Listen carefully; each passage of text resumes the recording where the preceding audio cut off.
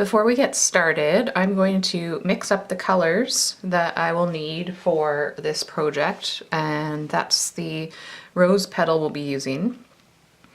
So I'm going to mix up some soft yellow, as you can see at the bottom there, and then I'll also leave some white paper showing through, and there's a bit of a peachy pink, which I'll add pink and yellow to get a lighter peach color. And then to get this color of pink, I will use my permanent rose.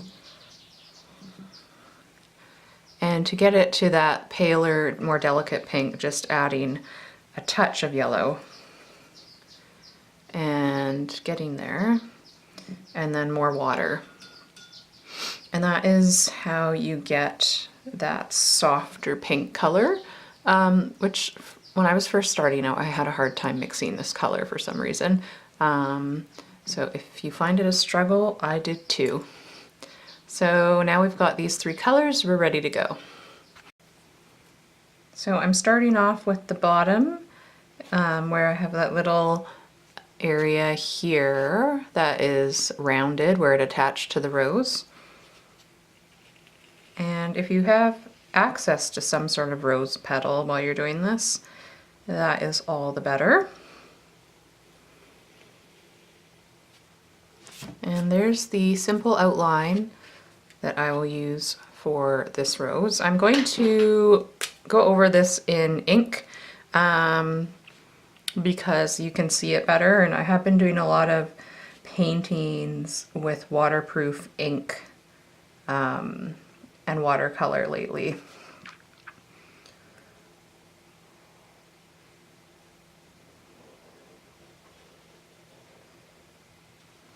So there is the ink outline. This is waterproof Pigma Micron pen.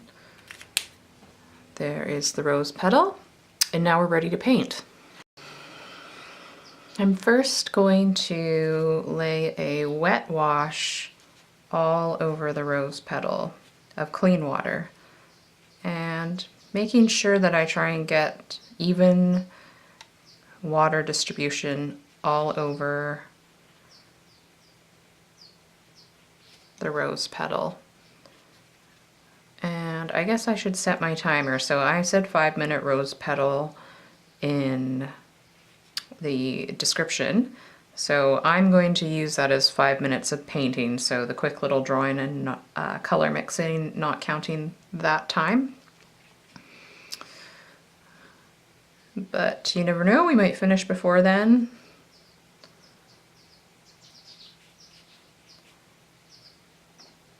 So now I have a pretty even wash. I'll just turn my paper so I can make sure that I didn't miss any spot. Now I'm going to grab some of that nice yellow color and drop that in.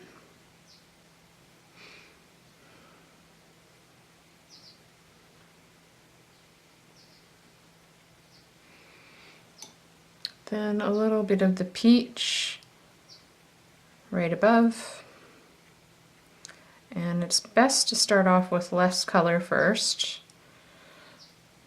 And then rinsing my brush, I'll grab that pink, and I'm going to do that all around the edge.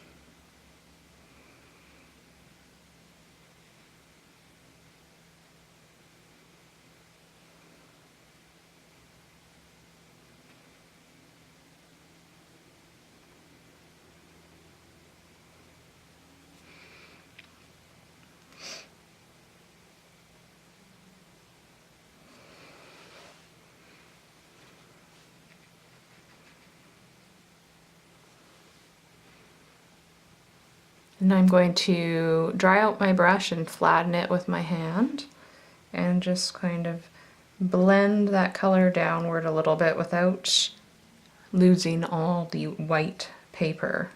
And then blend this color up a little bit.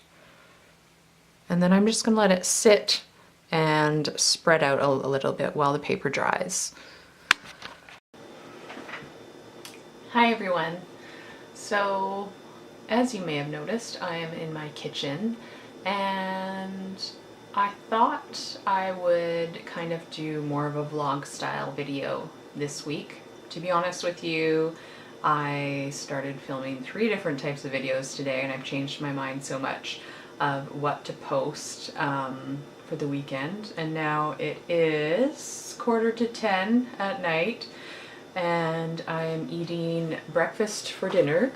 I'll show you here. I've got some lovely scrambled eggs, ham, and gluten-free toast, so I'm going to enjoy this, and I thought I would kind of give you an update. I think it'd be nice to be really honest on this channel and be real and show you kind of the madness behind the method of my art as well, not just showing you painting tutorials and the perfectly edited illustrations. So I know I follow some other illustrators online, and I think the ones that I enjoy the most are the ones that take me through what their day is like and their life's like, as well as what they do for illustration and their job. And it's not always, you know, super awesome or exciting. I think it's interesting to see the challenges and struggles they face as well. And so if any of you have been wondering or following me on Instagram, I have just moved to a different town, a city. So I've actually moved back home to where I was raised and grew up in Victoria, British Columbia, and I'm really, really happy to be home here.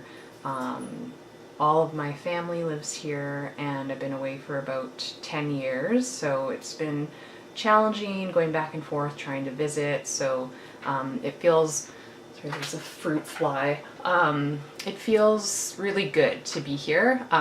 So if you're used to seeing my house in other videos, I'm in a different home now, and it's definitely bittersweet because the reason I ended up moving and making that decision to come back to my family is because my relationship ended with my common law partner.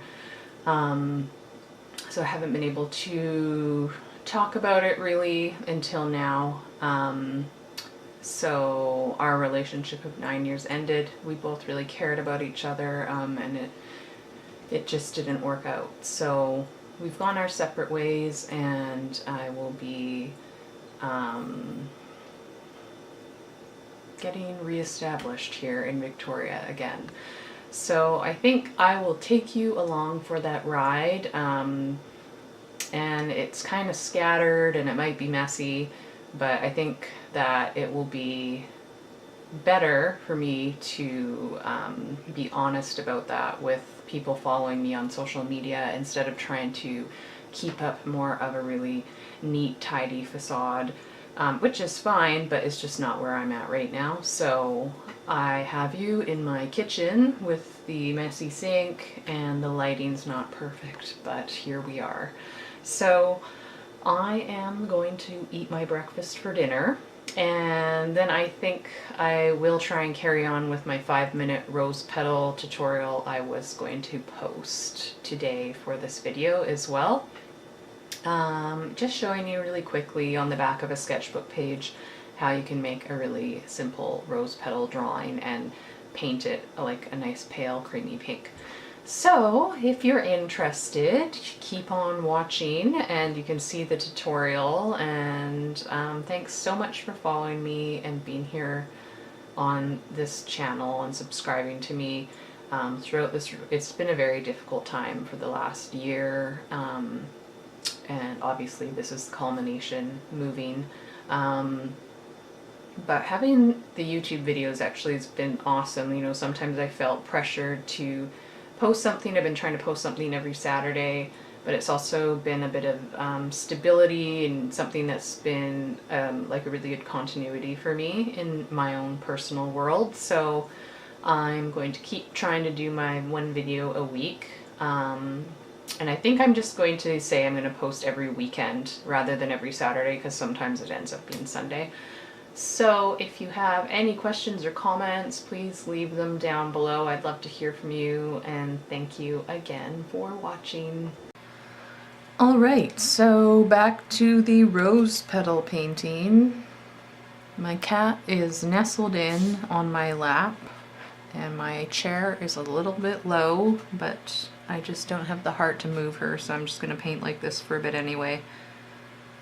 I did the first layers of color with the pink, the yellow, and the peach, and now I am just adding another clean layer wash over top of clean water, and then I'll drop more color in, and I'll do 2 wet and wet washes to kind of build up the color areas, and then I will switch to wet and dry to get more concentrated color.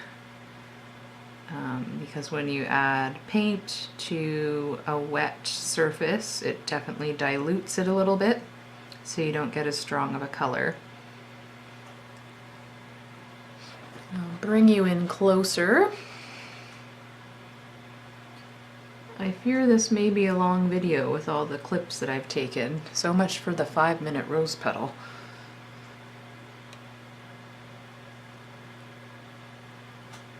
But when you do this wet on wet, you get the lovely soft blurred out edges as well, which is quite nice for the rose petal. I know there's definitely some watercolor artists that I follow and really admire that don't use a lot of wet and wet technique. They do more wet on dry. So there's tons of different ways to paint with watercolor. I prefer to mix it up a little bit.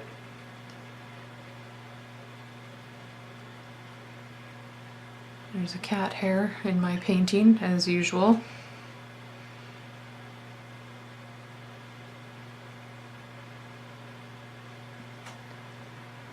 So the pink is now fading and blending through. It got a little bit dry here, so it didn't blend as well.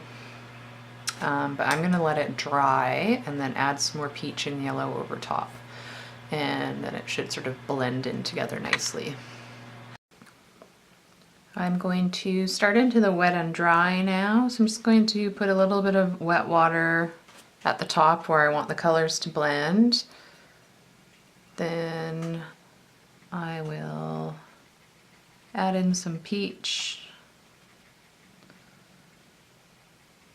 and some yellow.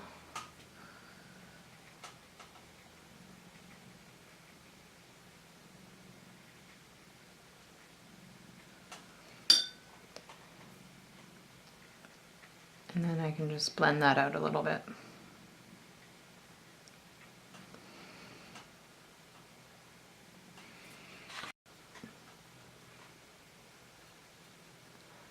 Since we're on the topic of honesty in this video, I have to say I don't really love how this rose petal has been turning out completely. But I'm going to keep going with it. And it might be because I'm also working on the back of a sketchbook page, and usually paintings work the best when you use the front or the right side of the watercolor paper.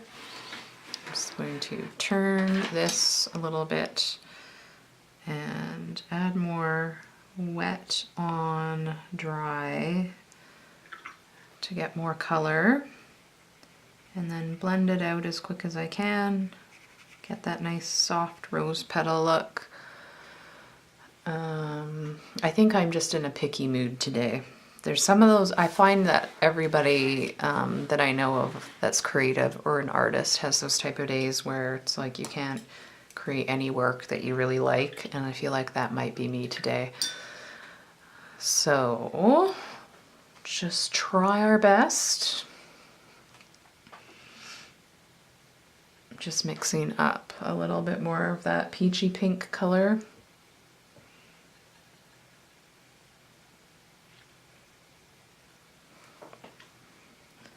And I think I'll add a little bit more pink along here, and then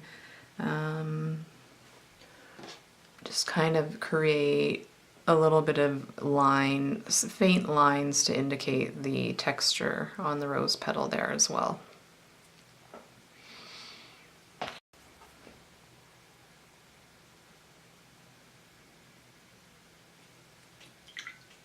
So again, just wet paint, dry paper, and then you just have to be very quick about blending the edge if you want to keep the soft edge and get that nice concentrated color, which is why I'm just doing it in small sections and rinsing my brush and blending. And this can be more of a tricky part for beginner watercolors, because you don't know how quick you need to move and how much paper you can cover before you can't blend anymore. So it's just something, well, I see there I went right off the camera screen. It's something that you just need to kind of figure out with lots of practice.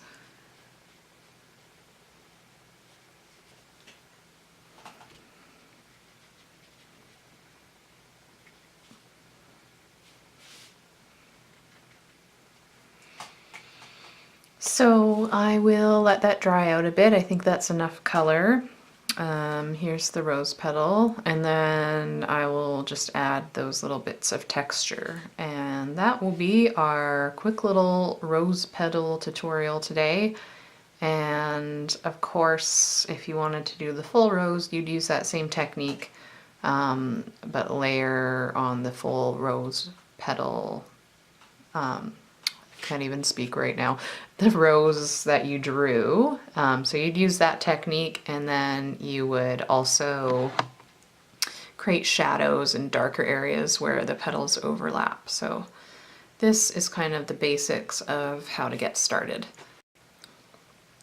So I'm going to work upside down doing this last little bit of veining. You can see I have my chocolate chip cookie here to keep me company. Again, I'm using the pink color that I used here, and I'll put my petal like that. And I just want to very lightly indicate some lines. You don't have to be completely straight, but usually you have one down the middle and then they kind of fan out each side. And it can also help you kind of show how the petal curves. I would just do little broken, irregular lines, not making it too contrived looking.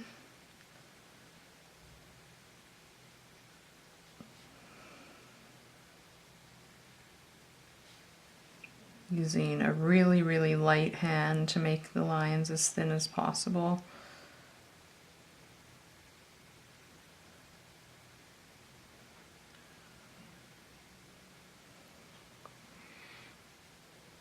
And I'll bring you in closer.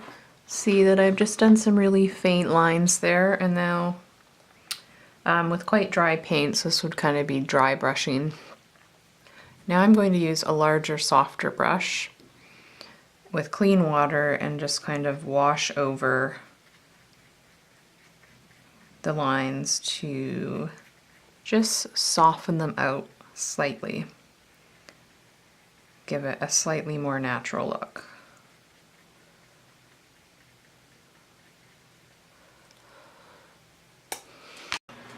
And so here is the finished rose petal, and I hope you enjoyed this. You could do a lot more on this to make it more detailed, but this is a simple tutorial. And I think it's kind of works, like it's nice having sometimes the detail and definition around the edge with the ink. One of the reasons I use ink more often now is it speeds up the time for completing my paintings, which is awesome because it's always really satisfying to finish painting and start a new one. So I will see you in my next video, which I will post next weekend. Thanks for watching, guys.